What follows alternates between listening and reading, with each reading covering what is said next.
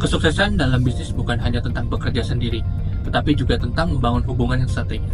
Itulah yang dikatakan oleh Jack Welch. Halo semua, hari ini kita akan membahas topik yang penting di dunia bisnis, yaitu merger. Banyak perusahaan besar seperti Disney, Facebook, dan Amazon melakukan merger untuk memperkuat posisi market mereka. Nah, namun apa sebenarnya merger itu?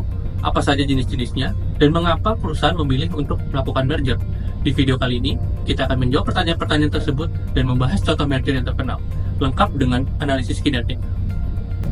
Merger adalah penggabungan dua atau lebih perusahaan menjadi satu entitas baru. Dalam merger, dua perusahaan atau lebih sepakat untuk menyatukan sumber daya, aset, dan strategi untuk membentuk perusahaan yang lebih besar dan lebih kuat.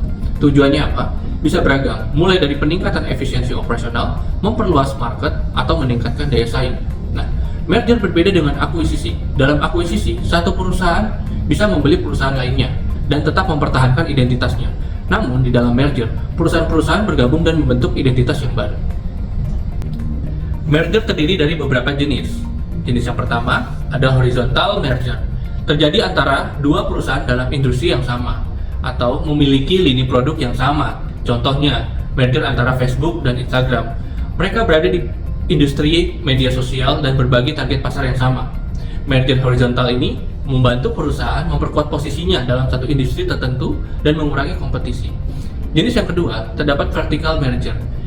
Merger ini terjadi ketika dua perusahaan dalam rantai pasok atau supply chain yang sama tetapi berbeda tahapan bergabung.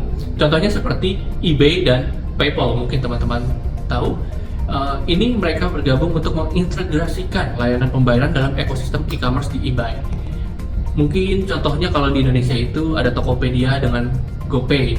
Jadi sistem pembayaran yang menggunakan GoPay dan platform pembayaran dan platformnya itu pembelanjaannya ada di Tokopedia. Kemudian yang ketiga, terdapat konglomerat merger.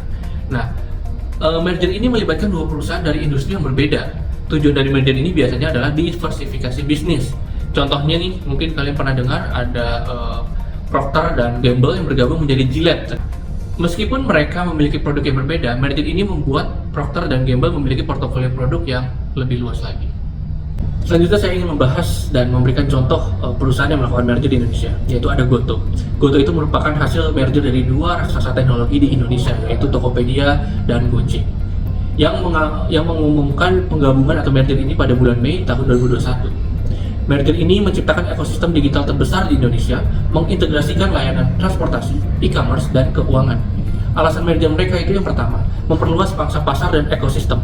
Nah, ini menggabungkan basis pengguna Gojek dan Tokopedia, menciptakan ekosistem yang masif dengan akses ke berbagai layanan.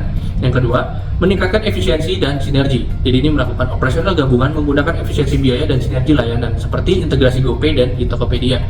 Kemudian yang ketiga, memperkuat posisi kompetitif. Merger memperkuat Goto dalam persaingan dengan kompetitor regional seperti Grab dan Sea Group.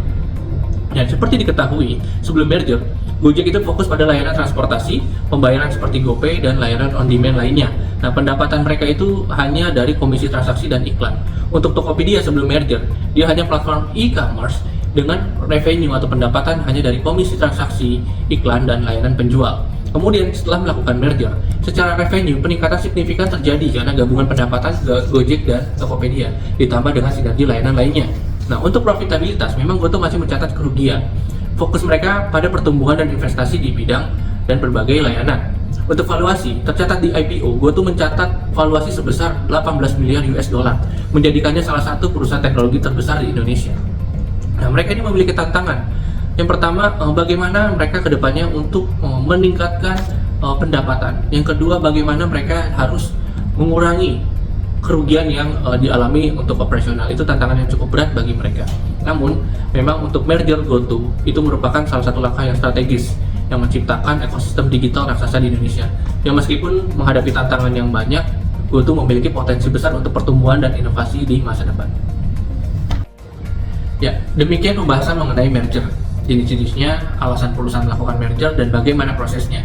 Jadi dalam dunia bisnis, merger adalah seni untuk menciptakan sinergi dari dua kekuatan yang berbeda. Mungkin itu saja, sekian dari saya. Semoga penjelasan ini bisa memberi wawasan baru tentang strategi merger dalam dunia bisnis. Terima kasih untuk yang sudah menonton, sampai jumpa di video selanjutnya. Terima kasih.